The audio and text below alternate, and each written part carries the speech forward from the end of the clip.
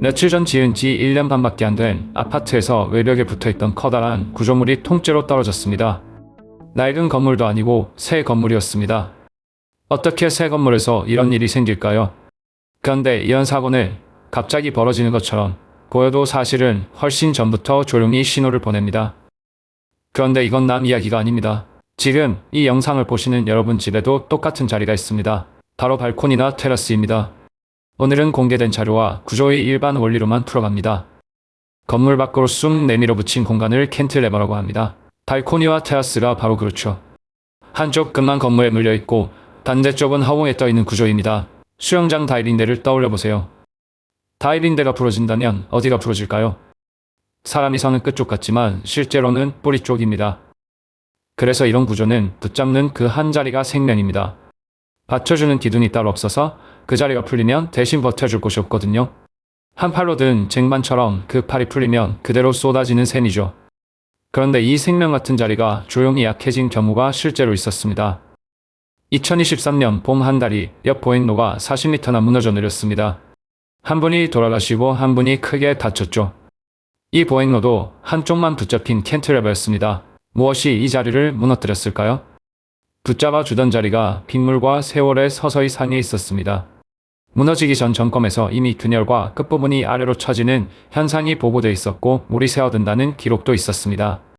신호는 있었는데 읽어낸 사람이 없었던 겁니다. 안전한 대한민국을 위해 구독과 좋아요 부탁드립니다. 지금부터가 오늘의 진짜 핵심입니다. 끝까지 보시면 여러분 집 발코니가 위험해지기 전에 직접 알아챌 수 있는 신호를 가져가시게 되거든요. 큰 사고는 늘 그 신호를 놓치는 데서 시작되니까요. 그 다리는 원래 하나로 이어져 있던 구조였습니다. 그런데 요즘 건물은 다릅니다. 공장에서 큰 조각을 미리 만들어 와 현장에서 레고처럼 조립하는 경우가 많아졌거든요. 공사가 빠르고 품질도 고른 좋은 방식이죠. 대신 없던 것이 하나 생기는데 바로 조각과 조각을 잇는 이음매죠. 그럼 그 이음매는 어떻게 붙일까요? 콘크리트에 철근이나 볼트를 붙이는 방법은 크게 둘입니다. 하나는 콘크리트를 붓기 전에 미리 넣는 겁니다. 그러면 콘크리트가 꽉 감싸면서 굳어 한 몸이 되죠. 다른 하나는 다 굳은 콘크리트에 구멍을 뚫고 볼트를 박는 후설치 앵커입니다. 여기서 줄다리기를 한번 떠올려 보세요. 매듭 바로 앞을 잡으면 매듭이 손을 받쳐주니까 크게 버팁니다. 맨 밧줄만 쥐면 손아귀 힘만으로 버텨야 해서 쉽게 미끄러지죠. 그래서 후설치에는 케미컬 앵커라는 특수 접착제를 써서 쥐는 힘 자체를 강하게 만듭니다. 실제로 이런 일이 있었습니다. 2006년 미국 보스턴의 고속도로 터널에서 천장이 무너져 26톤이 떨어졌습니다. 대형 트럭 한 대가 머리 위로 쏟아진 셈이죠. 이 천장을 붙잡고 있던 게 바로 후설치 앵커였습니다. 그런데 진짜 서늘한 건 시점입니다. 무너진 건 공사 다음 날이 아니라 약 7년 뒤였거든요. 세게 쥔 소화기도 오래 매달리면 풀리듯 접착제도 무게가 계속 걸리면 아주 천천히 밀려납니다. 그래서 제대로 된 시공은 이 풀림까지 계산해서 꽉 쥔 주먹박을 압박붕대로 한 번 더 조여 주둑 붙잡습니다. 보스턴에서는 이 부분이 충분하지 않았던 것으로 조사됐습니다. 그럼 우리 설계 기준은 이 앵커를 어떻게 다룰까요? 이 약점을 설계 기준도 아주 잘 알고 있습니다. 후설치 앵커를 세 등급으로 나눠 두었는데 가장 낮은 등급에 붙여 놓은 이름이 서늘합니다. 기준에는 설치 민감도가 높고 신뢰도는 낮다고 적혀 있습니다. 현장 작업은 결국 사람이 직접 합니다. 사람 손을 많이 타서 믿기 어렵다는 걸 기준에 아예 박아둔 겁니다. 그럼 며칠 전 그 새 아파트는 어땠을까요? 여기서부터는 공개된 정보로 미루어 본 기술자의 추정입니다.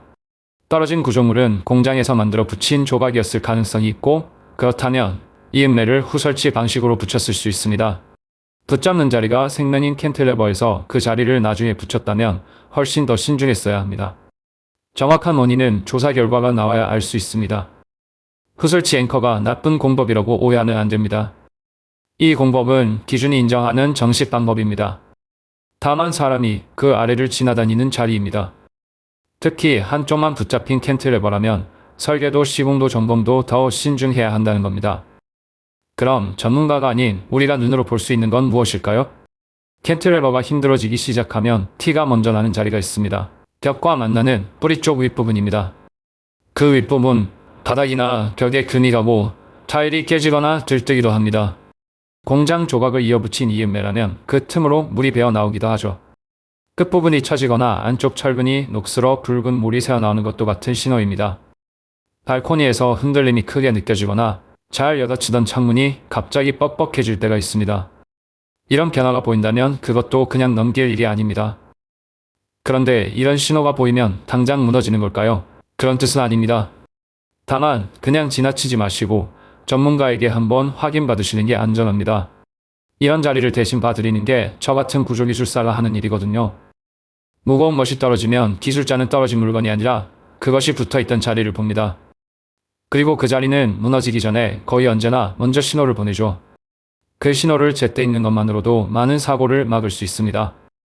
오늘 집에 돌아가시면 발코니나 테라스 아랫면을 한번 올려다보세요.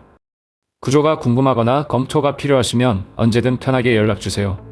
다뤄줬으면 하는 주제는 댓글로 남겨주시고요. 도움이 되셨다면 구독과 좋아요 부탁드립니다.